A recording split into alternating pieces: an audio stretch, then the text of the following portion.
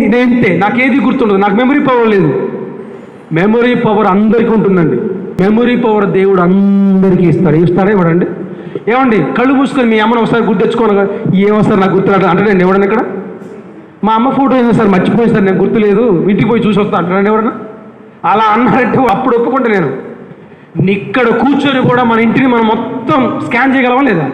మొత్తం విజువల్స్ అన్నీ వచ్చేస్తాం మన ఇంటి.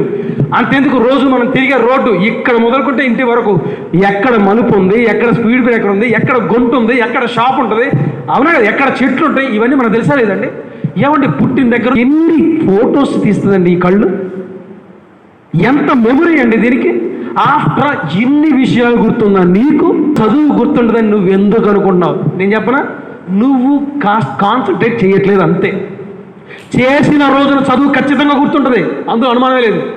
నేను ఒకటి చెప్పనా, ఇప్పుడు ఇదే క్లాస్ రూమ్ అనుకుంటే నేను ఒక బోర్డు మీద పాఠం చెబుతున్నాను అంటే వర్షం ఒక ప్రదేశంలో ఎలాగైతే అందరి మీద సమానం కురిసిద్దా, లేకపోతే అక్కడ కొంచెం వీళ్ళు మంచివాళ్ళు కదా అని వాళ్ళ ఇంటి మీద 4 చినుకులు పడి పక్కింటి మీద బాగా వర్షం అట్లా కురిసిద్దండి? ఒక ఏరియాని టార్గెట్ చేస్తే వర్షం ఒకేలాగా కురుస్తుంది. ఎలాగైతే ఒక వర్షం ప్రాంతాన్ని గుర్తించి ఒక పూర్తి స్థాయిలో కురిసిద్దో, ఒక ఉపాధ్యాయుడు చెప్పే పాఠం కూడా ఎలా ఉంటుంది? అందరి మీద ఒకేలాగా కురుస్తుంది ఆ వర్షం. మాటల వర్షం, పాఠం అర్థమవుతుంది కదా మీకు? అందరి మీద ఒకే విధంగా చెప్తాడు టీచరు. బోర్డు దగ్గర ఉంటాడు, మొత్తం ఒకేసారి ఎక్స్ప్లెయిన్ చేస్తాడు, కానీ మార్కులు ఎలా వస్తాయి? అందరికి ఒకేలా వస్తాయి. చెప్పిన టీచర్ ఒకడే, కానీ మార్కులు వేరుగా వచ్చాయి. ఎందుకు? ఒకడు సరిగా విన్నాడు, మరొకడు సరిగా వినలేదు. ఒకడు వెంటనే అర్థమవుతుంది, ఇంకోసారి చదివితే అర్థమవుద్ది.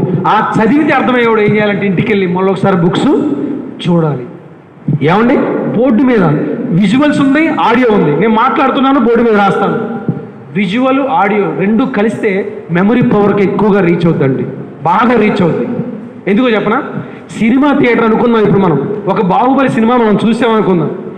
ఏమండి, 2.5 గంటల్లో సినిమా అయిపోయింది. బయటికి వెళ్ళిన తర్వాత పోసగుచ్చినట్టు ప్రతి సీన్ని ప్రతి విద్యార్థి వివరించగలడా లేదా చెప్పండి నాకు? ఒకవేళ మనం పొరపాటు చేసినా, రే అక్కడ అట్లా కాదురా, తమన్నా ఏం చేసిందిరా, అది కాదురా, బాణం ఇట్టేసింది.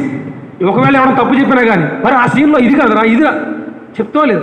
ప్రతి సీన్ పిన్ టు పిన్, ప్రతి సాంగ్లో మ్యూజిక్, ప్రతి సాంగ్లో విజువల్స్, ఇవన్నీ ఎన్నిసార్లు చూస్తే గుర్తుంటుంది సినిమా?